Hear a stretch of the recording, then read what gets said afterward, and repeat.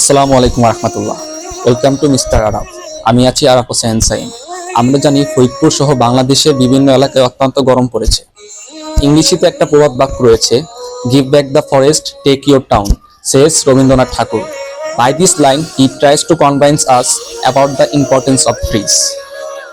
গাছ যে আমাদের জন্য কতটা গুরুত্বপূর্ণ, গাছ যে আমাদের জন্য কতটা প্রয়োজনীয়, এটা আমরা সকলেই জানি। কিন্তু জানা সত্ত্বেও এই জানাটা আমরা গাছে লাগাতে পারছি না। এটা আমাদের ব্যর্থতা। গ্রীষ্মকালে গরম পড়বে, এটা অত্যন্ত স্বাভাবিক, কিন্তু আমরা চাইলে এই গরমটাকে আমরা আমাদের জন্য সহনীয় করে তুলতে পারি। কিভাবে? গাছ লাগানোর মাধ্যমে। যদি আমরা বেশি বেশি গাছ রোপণ করতে পারি, তাহলে একটু হলেও আমাদের তাপমাত্রা আমাদের নিয়ন্ত্রণে থাকবে। এখন আছি আমি আমার এলাকা দক্ষিণ চিলটুলিতে, যাকে বলা হয় ফরিদপুরের প্রাণকেন্দ্র। এখানে অত্যন্ত বড় বড় দালান কোঠা রয়েছে, কিন্তু এখানে গাছের পরিমাণ খুবই কম। আমরা যদি আপনাদের একটু দেখাইতে চাই, তাহলে আপনারা দেখতে পারবেন।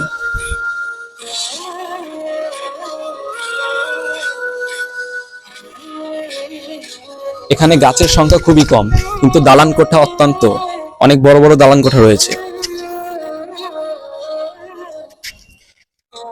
আপনারা একটা জিনিস চিন্তা করে দেখেন, এই যে এতগুলা বাড়িঘর রয়েছে, এতগুলা ছাদ রয়েছে, এখানে এক একটা ছাদে যদি আমরা একটা করে গাছ লাগাতে পারি, এটা আমাদের পরিবেশের জন্য কতটা উপকার হবে, এটা আপনারাই বলেন।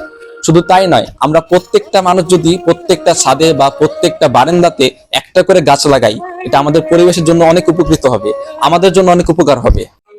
এখন দেখেন এই ছাদটাতে এখানে কত গাছপালা রয়েছে, এগুলা সব কিন্তু আমার মামা নিজে লাগাইছে। দেখেন এখানে লেবু গাছ, মরিচ গাছ, তারপর এখানে আরো কয়েকটা লেবু গাছ আছে।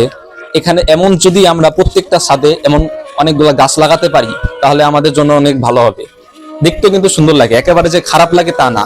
আর গাছ, এটা খারাপ লাগার কোনো বিষয় না, এটা আমাদের ভালো লাগার বিষয়, আমাদের পরিবেশের জন্য অনেক উপকার। যদি আমরা প্রত্যেকটা ছাদে প্রত্যেকটা এরিয়াতে বেশি বেশি গাছ লাগাতে পারি, এটা আমাদের জন্য অনেক ভালো হবে। এর জন্য আমাদের বেশি বেশি গাছ লাগানো উচিত। আমরা বেশি বেশি গাছ লাগাবো এবং আমাদের পরিবেশকে বাঁচাবো। ধন্যবাদ সবাইকে। আমা তৌফিক ইল্লা বিল্লাহ। আসসালামু আলাইকুম রহমতুল্লাহ। হাদিসে বর্ণিত রয়েছে, যে ব্যক্তি কোনো বৃক্ষ রোপণ করলো, আল্লাহ তাআলা এর বিনিময়ে তাকে ওই বৃক্ষের ফলের সমপরিমাণ প্রতিফল দান করবেন। গাছের প্রতিটি পাতা আল্লাহ তাআলার জিকিরে মগ্ন থাকে। সেই জিকিরে সওয়াব রোপণকারীর আমলনামায় লেখা হয়। পরিবেশ শান্ত, শীতল ও মুগ্ধকর রাখতে গাছের ভূমিকা অপরিহার্য।